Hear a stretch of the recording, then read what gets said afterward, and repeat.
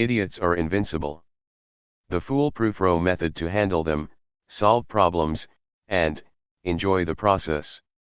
By Dr. Angelos Rodafinos. Chapter 7. Work Drills. Man who stand on hill with mouth open will wait long time for roast duck to drop in. Confucius. In the previous chapter, you learned a couple of methods that can help you deal with your own anger. I will present two more ideas, one of which can be applied at work to deter colleagues who tend to whine and grind. The stress visa. Allow me to introduce yet another Visa card, the stress visa, S visa, with instructions on both sides. Side A of the S visa answers the question, what can happen to me when I am stressed out? It lists some of the deleterious effects of stress on our psychological and physical health. Side B includes several prompts, aiming to remind the owner to change his/her thinking and reduce stress swiftly and effectively. How is this behavior helping me accomplish my goals? Can I do something right now, or should I accept the situation and focus my energy on something else? Relax. It is not worth it. Imagine the enemy in red long underwear. You will make it. You always manage to overcome everything, eventually. In 2 years from today, this event will have absolutely no importance. Or any other such soothing comment. Don was kind enough to explain how to use it.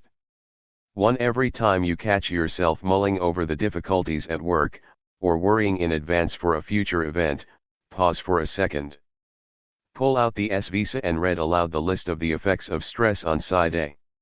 Next, take a couple of deep breaths, they are free of charge, AHH and AHH, smile discreetly, and tell yourself, everything is fine.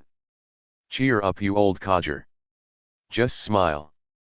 All is cool. 2. In emergency cases, turn the S visa over and review side B. It works. Trust me, I'm a doctor. Porky the Miserable. The following drill aims at reducing grumbling and complaining at work. Step 1. Buy a fat pink piggy bank. Step 2. Appoint a grouch officer, GO. Step 3.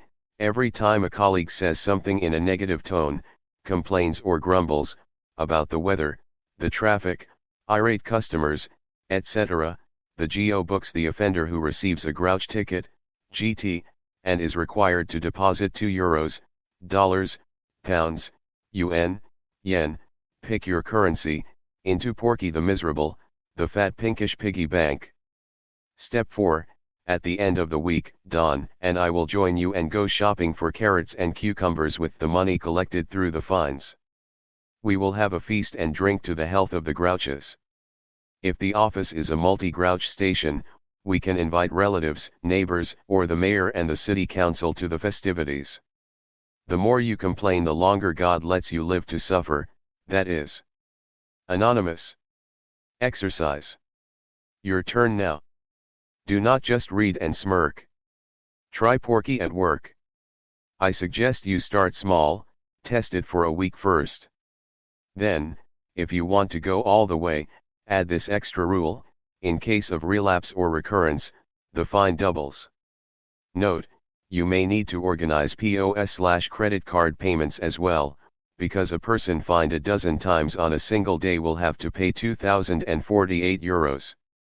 Fines for 2 dozen misconducts amount to €8,388,608. Before we close the day, here is a bonus technique. Isn't this interesting?